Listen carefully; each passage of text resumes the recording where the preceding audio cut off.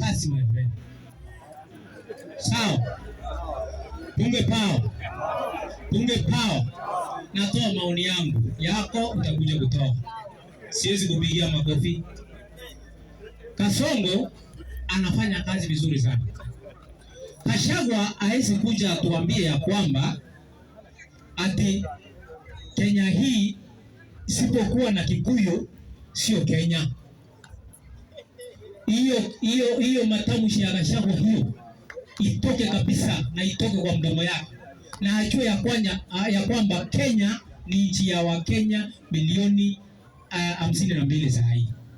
So Gachagua ya kwamba ile maneno niongea haitakuwa mzuri kwa Wakenya wengi ambao sisi tuko ndani yake. Maneno ambayo alisema kuhusu post election violence ambayo itakuwa 2027, hii haitafanyika, asikie vizuri sana. Saa hii ukabila sisi tumetoa. Tulimtoa yeye sababu ya ukabila. Hakuna kitu kingine tulimtolea yeye. Sababu anasema shares, anasema watu wa mlima.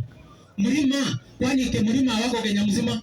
Wako Kenya mzima. So Gachagua amepotoka akili. Punge power. Natoa 300. Thank you sana. Asante. Sababu yeye ni mtu wa serikali, sitaki atoe kitu kisiri.